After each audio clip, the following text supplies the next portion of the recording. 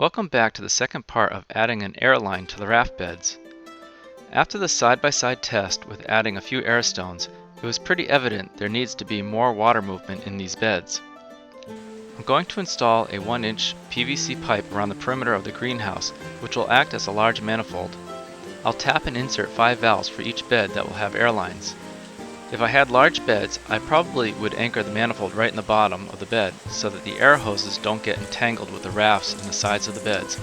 But in a small system like this, I'm not going to worry about it.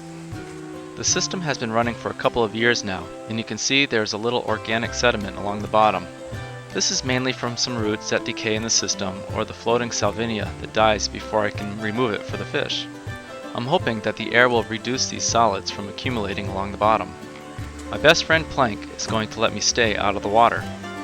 To get around each corner of the dome, each angle is 24 degrees. They do manufacture 22.5 degree elbows, but they're difficult to find, and it's fairly simple to heat up a section of pipe and bend it to the proper angle. I drew out a 24 degree angle on a board to use as a template, and it only takes a few minutes for it to become pliable and hold it at that angle until PVC cools again. You don't want to overheat the PVC as it can release some nasty fumes, so it's wise to bend it in a well-ventilated area. A quick test fitting to make sure it's bent correctly and it's ready to have the valves installed. I like to snap a chalk line on the pipe so I can align all the valves evenly along the pipe, and then drill a hole roughly every 30 inches. From my understanding, the rule of thumb is to space them every 4 feet, but I don't always conform to the rules. Plus, if it's too much air, it's simple enough to close off the valves. These valves use a 3/8 inch NPT thread, and it's very easy to tap the PVC pipe. A little Teflon tape works well to allow the valve to screw into the new threaded hole. I moved this section of the manifold into place and forgot to film it, and then added an extension to it with a 1-inch barb fitting, which will go to the air pump. The air pump should also sit above the water level. If it shuts off, this eliminates the risk of water siphoning back through the air lines and getting into the pump. I connected the pump to a manifold with a section of flexible tubing.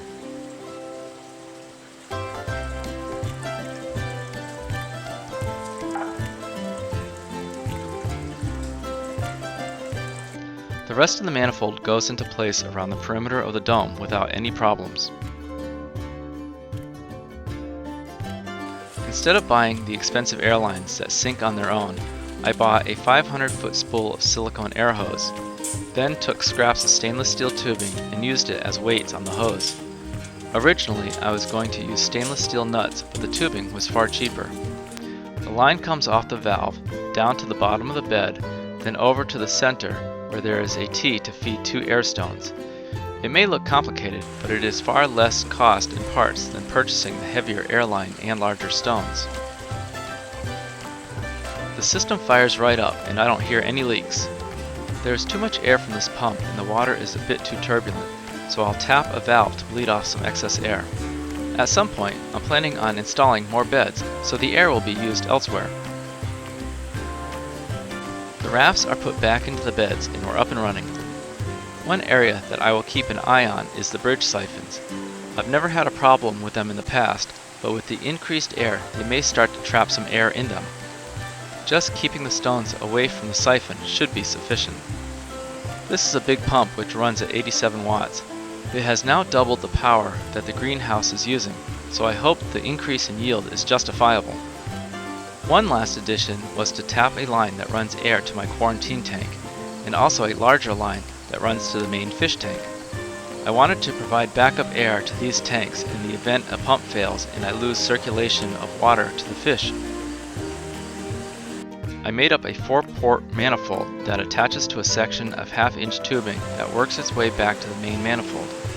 For now, I just ran 2 lines into the fish tank.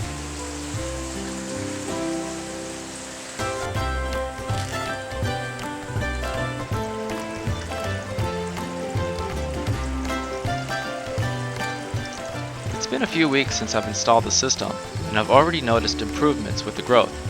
Time will tell if this investment will pay off. Thanks for watching.